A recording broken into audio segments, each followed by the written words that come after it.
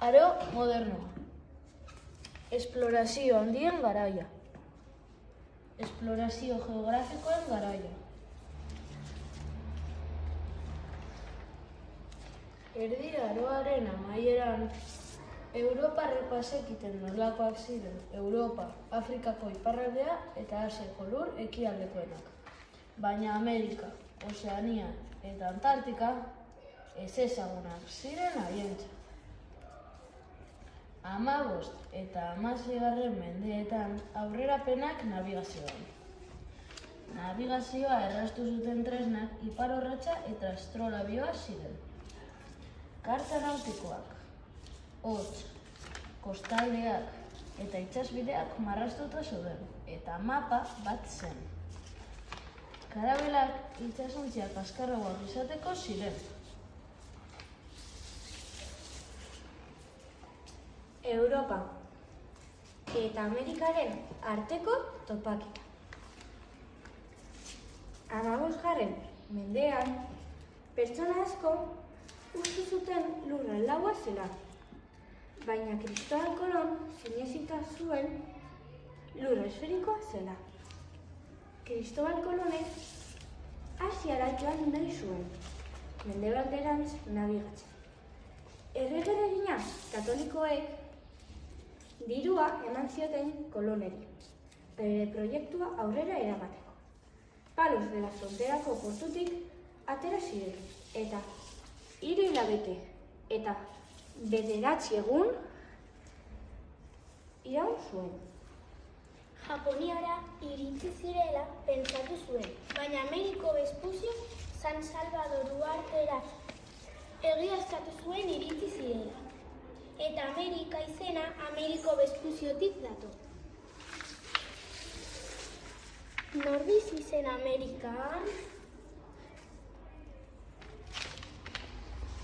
Amerikan aztekak, maiak eta inkak bizi ziren.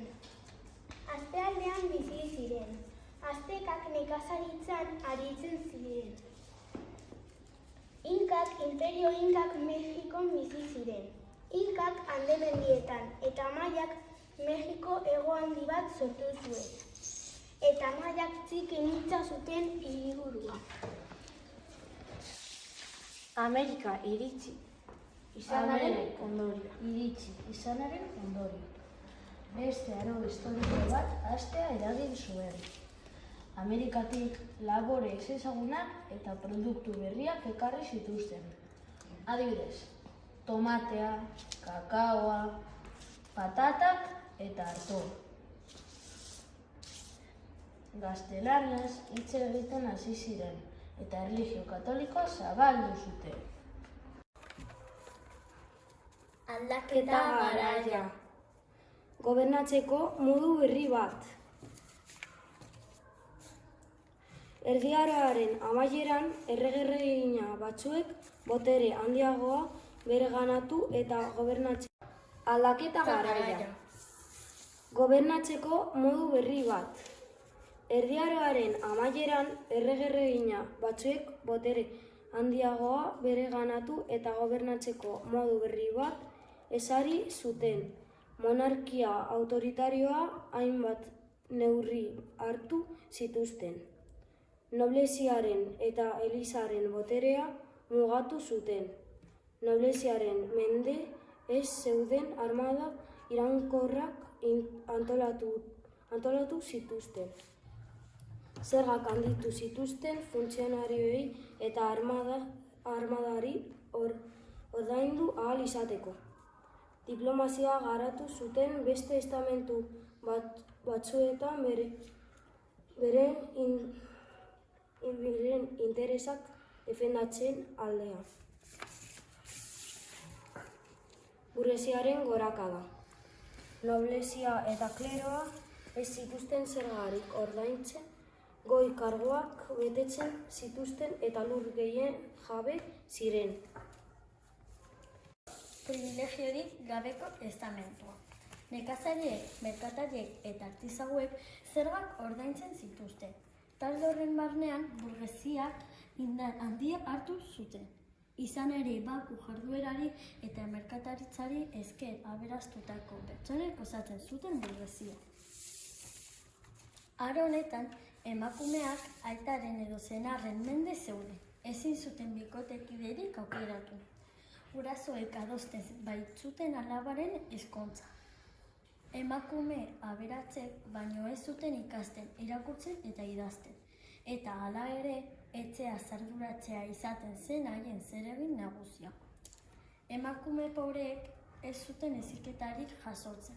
Nekazaritzan egiten zuten lan, edo bestela zerbitzari edo saltzaile lanetan. Horrez gain, etxeaz eta seme-alabak eta adineko pertsonak zaintzeaz ere arduratzen ziren. Goraldi ekonomikoa. Arkikuntza geografikoei esker merkataritzan bide berriak sortu ziren, eta produktuen saloresketa lehen baino errazagoa zenez.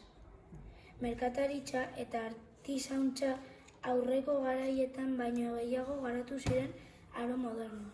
Horrez gain, banku publikoek kredituak ematen zizkieten merkatariei. Mundu ikuskera berri bat. Erdi Aroaren amaiera aldera mundu ikuskera berri bat nagusitu zen Europan, humanismoa. Erdi Aroan jainkoa zegoen bizitzaren erdi-erdian. Aldiz, mundu ikuskeraren aurrean gizakiari eman zion garrantzia humanismoak. Mundua arrazoimenaren esperientziaren bidez ulertu behar zela pentsatzen zuten humanistek. Hala lurra eguzkiaren inguruan bilaka deskribatu zuen Miguel Servetek. Espainiar imperioa. Errege-erregina katolikoen erregealdia. Gaztelako Elisabet eta Aragoiko Fernando ezkondu zirenean, Gaztelako eta Aragoiko koroak batu zituzten. Armada iraunkor bat eratzeak lurralde gehiago bereganatzeko eta imperioa edatzeko aukera eman zien. Korregidoreak izendatu zituzten, hau da errege-erreginen ordezkariak udalerrietan. Kristautasuna inposatu zuten eta kanporatu egin zituzten kristau bihurtu ez ziren juduak eta musulmanak.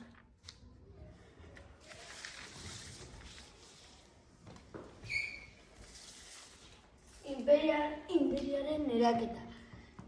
1516an tronora igo zen errege-erregina katolikoen biloba Carlos Lehenengoa. Imperian du handiaz eratu zuenak. Alemaniako enperadore ere aukeratu zuten Carlos Bosgarrena izenarekin. Carlos Flandran hasia izan zen, hau da, gaur egungo Belgikan eta beraz, ez zituen ezagutzen Espainiako hizkuntza eta ohiturak. Hori horrela 1528an gaztelauek protesta egin eta matxinadak izan ziren. Haiek beretzeko gai izan zen arren, gobernatzeko modua aldatu behar izan zuen. 1556an abdikatu eta Filipe bigarrena semeari eman zizkion bere ondasun guztiek, enperadore titulua eta Alemaniar lurraldeak izan ezik. Filipe bigarrena katolizismoaren defendatzaile sutsua izan zen. Imperioaren amaiera. 17. mendean 3 errege izan ziren Espainiar tronuan. Filipe hirugarrena, Filipe laugarrena eta Carlos bigarrena. Hala ere, 3 errege horiek uko egin zioten gobernu lanak egiteari. 17. mendea krisi garaia izan zen eta Europako naziorik boteretsuena izateari utzi zion Espainiak. Etengabeko gerrek eta izurriten ondorioz biztanleriei bera egin zuen nabarmen. Horrez gain, ustak zaharrak izan ziren, merkataritza jarduera gelditu egin zen, eta gero eta aurre eta zigar gutxiago hasi zen iristen Espainiara. Mende horren amaiera, oin ordekorik gabe hil zen Carlos bigarrena, eta horrek gerra eragin zuen Espainiako tronurako oin ordekotzagatik. Amerikaren konkista. Nolakoa izan zen konkista? Cristobal Colonen lehenengo bidaiaren ondoren, Karibe itsasoko uharteak okupatu zituzten espainiarrek, eta kontinentea konkistatzeari ekin zioten gero. Konkistari garrantzitsuenak Hernán Cortesek eta Francisco Pizarrok egin zituzten. Imperio Azteka eta hiri Mayak konkistatu zituzten Cortesek Pizarrok berriz Imperio Inka. Zer gobernu mota sarri zuten? Konkistatutako lurraldetan Gaztelako legeak gaztelania eta erlijioa inposatu zuten. Indiako kontseiluak konkistatutako lurraldetan legeak prestatzeaz arduratzen zen. Lurraldea bi erregeordetzetan banatu zuten. Iparraldean Espainia berrikoa eta hegoaldean Perukoa. Nolakoa zen gizartea? Amerikako kolonietan gizartea arraza irrizikideen arabera antolatu zen. Espainiarrek gobernu karguak betetzen zituzten eta ondasun askoren jabeak ziren. Mestizoak Espainiaren eta emakume indigenen seme-alabak ziren. Indigenak haiek babesteko legeak egonaren abusua jasan zituzten. Beltzak Afrikatik eraman zituzten esklabo gisa, lanik gogorrenak egin zitzaien.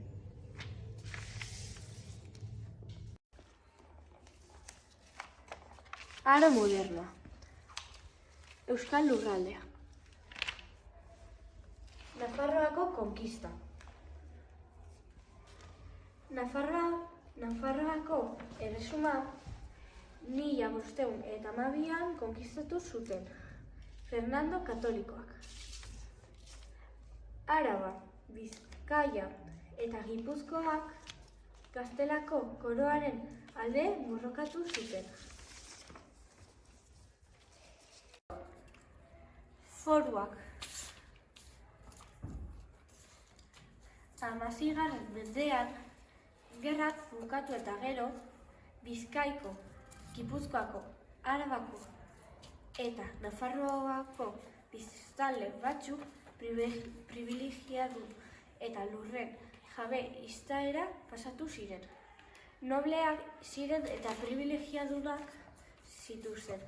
Ez zuten soldatzurarik egin behar, ez zioten zergatik ordaindu behar. Berezko legeak eta justizia auzitegiak zituzten. Foruetan nobleen eskubide eta pribilegio guztiak jaso ziren, eta Euskal Lurraldeeko lege eta ohitura zaharrak. Foruek Euskal Lurraldearen autonomia eta autogobernua bermatu zuten. Uharteko hiri nagusietako baten izena Portu Axu Baskez da. Han aurkitutako aztarna arkeologikei esker gaur egun badakigu euskaldunek Ternuako eguneroko bizitzan garrantzi handia izan zutela 16. mendean. Krisi garaia. 17. mendean Espainiak Europako naziorik boteretsuena izateari utzi zionean krisialdi latz batean murgildu zen Euskal Lurraldea. Garai berria. Euskal Lurraldean loraldi berri zati eman zion. Hasiera 18. mendean Amerikarekin merkataritza gora egin zuen. Euskal burdina Europara esportatu zuten. Burgesak gero eta aberatsagoak ziren merkataritza esker, nekazariak berriz gero eta pobreagoak.